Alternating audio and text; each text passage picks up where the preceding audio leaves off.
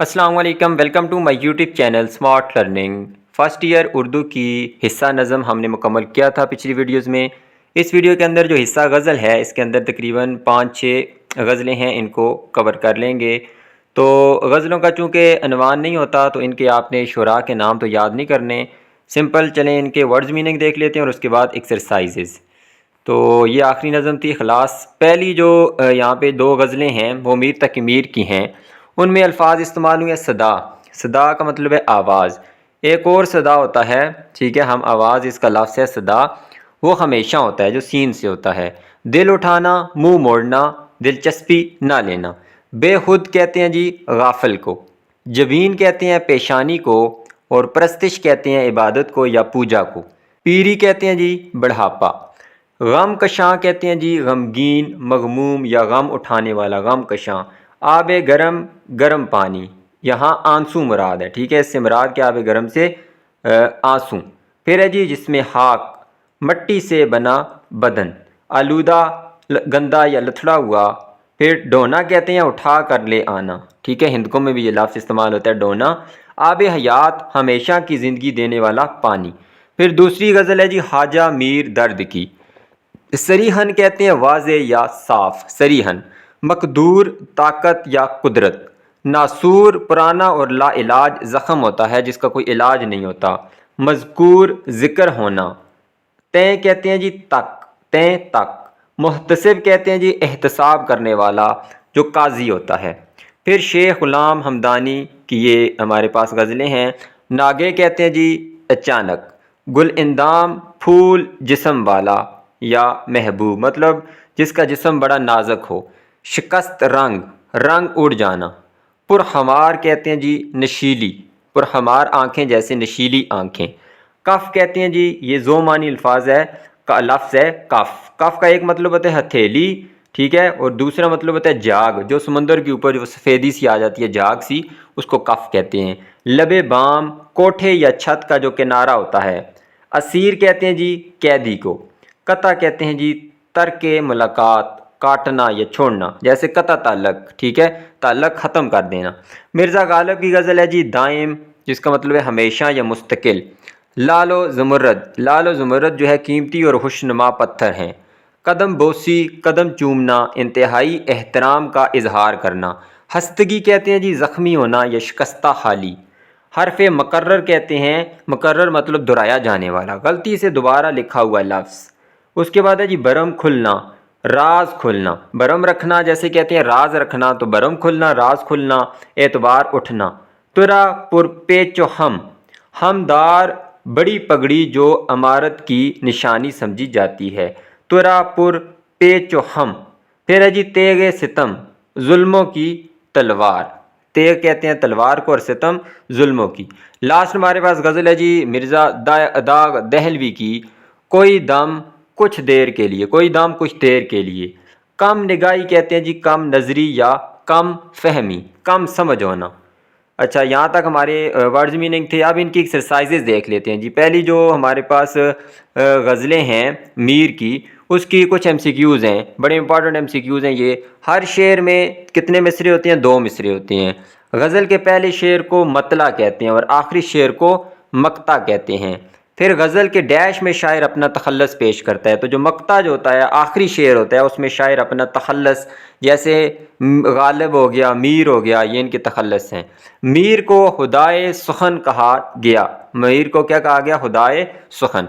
फिर है जी गज़ल के तमाम इशार का अलग अलग मफहूम होता है, ठीक है, जैसे नज़म का तो एक ही मफहूम होता है सबका, लेकिन गज़ल के हर शेर का अलग अलग मफहूम होता है।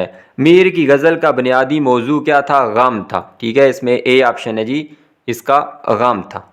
फिर इसके आगे यहाँ पे देखते हैं कुछ गज़ल की तारीफ़ लिखी हुई है। जैसे नज़म की हमने देखी थी तारीफ़, मोती परोना, तो ठीक है, एक अनवान जिसका हो नज़म कहा जाता है उसको, उसका एक टॉपिक नेम होता है। इसी तरह गज़ल की तारीफ़ देखें तो गज़ल का लफ्ज़ अरबी ज़ुबान का एक मस्दर है जिसके मानी है कातना। ये पहले भी हम देख के आ चुके हैं सेकंड ईयर के अंदर। जैसे चरखे पर रुई से सूत धागा बनाना, जो सूती धागा होता है चरखे के ऊपर जो बनाया जाता है उसको कातना कहते हैं। तो ये इसका असल मतलब है, ठीक है, ये अरबी ज़ुबान का लफ्ज़ है। ادب کی روح سے، ادب کے اندر غزل کے معنی ہیں عورتوں سے باتیں کرنا یا عورتوں کے حسن و جمال کی تعریف کرنا۔ غزل نظم کی ایک ایسی صنف ہے جس میں عشق و محبت حقیقی و مجازی کا ذکر ہوتا ہے۔ غزل کے کم از کم اشعار کی تعداد 5 اور زیادہ سے زیادہ کوئی حد مقرر نہیں، تو مطلب کہ 5 کم از کم اشعار ہونے چاہیے غزل کے اور زیادہ سے زیادہ کوئی اس کی لمٹ نہیں ہے۔ دوسری غزل ہے، یہاں پہ کچھ مصرے دیے گئے ہیں، ان کو مکمل کرنے ہیں۔ قتل عاشق کسی معشوق سے کچھ دور نہ تھا، پھر رات مجلس میں تیرے حسن کے شعلے کے حضور، وہاں پہ پہنچا کہ فرشتے کا بھی مقدور نہ تھا، پھر جی محتسب آج تو میخانے میں تیرے ہاتھوں، درد کے ملنے سے اے یار برا کیوں مانا۔ تو یہ سارے مصرے تھے۔ پھر اس کے بعد ایک کوشچن ہے جی ردیف کسے کہتے ہیں؟ ردیف جو ہوتا ہے وہ مصرے کے آخر میں جو بار بار دہرایا جانے والا لفظ ہوتا ہے اس کو ردیف کہتے ہیں۔ وہ ایک لفظ بھی ہو سکتا ہے، دو بھی ہو سکتے ہیں۔ جیسے اس غزل کے اندر ٹھیک ہے، یہ ردیف تھا، نہ تھا، یہ نہ تھا بار بار استعمال ہو رہا تھا تو یہ ردیف تھا۔ جیسے ایک مصرع یہاں پہ ہے نہ تھا، یہ پہلا مصرع بھی ہے، اس میں بھی آپ کو نہ تھا نظر آ رہا ہے، باقی اس کے پہلے مصرے ہوں گے۔ تو جو دوسرا مصرع ہوتا ہے زیادہ تر اس کے اندر یہ بار بار رپیٹ ہوتا ہے، اس کو ردیف کہتے ہیں۔ پھر جی تیسرا کوشچن ہے دور، دستور، مذکور وغیرہ اس غزل کے قافیے ہیں۔ قافیے ہم آواز الفاظ کو کہتے ہیں، تو ایسے 5 قافیے الفاظ لکھیں، تو جیسے کان، شان، ذات، رات، اس طرح کوئی بھی آپ بنا سکتے ہیں۔ کوشچن نمبر 4 ہے جی کنایہ قریب اور کنایہ بعید میں مثالوں کے ذریعے فرق واضح کریں۔ تو اب دیکھیں کنایہ کیا ہوتا ہے۔ کنایہ ہم نے پڑھا تھا کہ کوئی ایسے لفظ کا استعمال کر دیں جملے کے اندر جس کا ہم حقیقی مطلب بھی لے سکیں اور مجازی مطلب بھی لے سکیں۔ جیسے میں نے آپ کو مثال دی تھی کہ اس کا دل صاف ہے یا اس کا ہاتھ صاف ہے، ٹھیک ہے۔ ہاتھ صاف ہونے سے ایک تو ہم مجازی مطلب یہ لے سکتے ہیں کہ وہ بڑا فنکار بندہ ہے، جیسے کوئی چوری کرتا ہے تو پتہ ہی نہیں چلتا، اس کا ہاتھ اتنا صاف ہے کہ اگلے کو پتہ ہی نہیں چلتا۔ اور اس کا حقیقی مطلب یہ ہو سکتا ہے کہ اس کے ہاتھ دھلے ہوئے ہیں، ہاتھ بالکل صاف ہیں، گندے نہیں ہیں، تو یہ کنایہ ہوتا ہے۔ مطلب کہ ہم اس کا حقیقی مطلب بھی لے سکیں، اس طرح جملے میں لفظ کو استعمال کیا جائے کہ حقیقی مطلب بھی مراد لیا جا سکے اور مجازی مطلب بھی۔ اب کنایہ قریب اور کنایہ بعید، بعید دور کو کہتے ہیں۔ تو کنایہ قریب جو ہے کہ آپ اس کو پڑھیں، اس جملے کو پڑھیں تو اس کے مطلب کو سمجھنے میں آپ کو زیادہ دیر ہی نہ لگے، آپ آسانی سے اس کو سمجھ جائیں، تو اس کو کنایہ قریب کہتے ہیں۔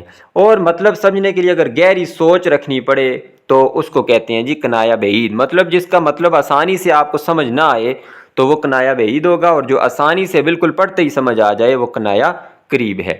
پھر یہاں پہ درج ذیل کی تعریف کریں تو تعریف یہ ہم نے دیکھنی ہے، یہ پہلے ہی ہم کر کے آ چکے ہیں نظم کے اندر، مراتن نظیر، ٹھیک ہے۔ پھر حسن تعلیل بھی ہم پڑھ کے آ چکے ہیں، تو ان کو کروانے کی دوبارہ ضرورت نہیں ہے۔ تلمیح بھی ہم نے دیکھ لیا تھا، ٹھیک ہے، تاریخی واقعہ، آیت یا اس طرح کا کوئی ذکر کیا جائے۔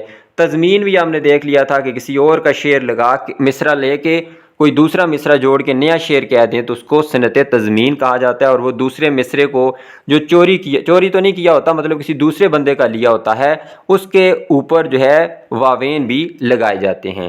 یہ ہماری رہتی ہے جی لف و نشر، یہ ہم نے پہلے نہیں پڑھی۔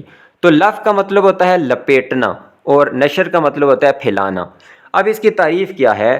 دو یا دو سے زیادہ چیزوں کا پہلے ذکر کیا جائے، مطلب پہلے مصرے کو لے لیں تو اس میں دو یا دو سے زیادہ چیزوں کا ذکر کیا جائے، اور پھر دوسرے مصرے میں ان کی مناسبت سے دوسری چیزوں کا ذکر کیا جائے۔ پہلے مطلب کہ مصرے میں آپ کوئی 2 چیزیں لائیں یا 2 سے زیادہ چیزیں لائیں، اور اس کا جو دوسرا مصرع ہو پہلے مصرے کی مناسبت سے ان کی اور ذکر کر دیا جائے۔ جیسے مثال دی ہے میں نے یہاں پہ، نہ ہمت، نہ قسمت، نہ دل ہے، نہ آنکھیں۔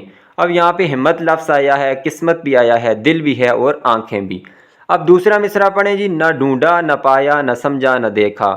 اب ہمت کے ساتھ کی مناسبت سے ایک اور لفظ آ گیا ڈھونڈا، قسمت کی مناسبت سے آ گیا جی پایا، دل کی مناسبت سے آ گیا سمجھا، آنکھوں کی مناسبت سے لفظ آ گیا دیکھا۔ تو پہلے مصرے میں 2 لفظوں کا ذکر ہوا یا 2 سے زیادہ کا، اور ان کی مناسبت سے دوسرے مصرے میں اور مزید لفظ آگے، تو اس کو کہتے ہیں جی صنعت لف و نشر۔ ایک اور یہاں پہ میں نے جملہ لکھا ہے جی، شعر لکھا ہے، تیرے آزاد بندوں کی نہ یہ دنیا نہ وہ دنیا، یہاں مرنے کی پابندی وہاں جینے کی پابندی۔ اب یہ دیکھیں، ایک یہ دنیا ہے ہماری، اور ایک جو قیامت کے بعد والی، جو روز محشر کے بعد والی دنیا ہے۔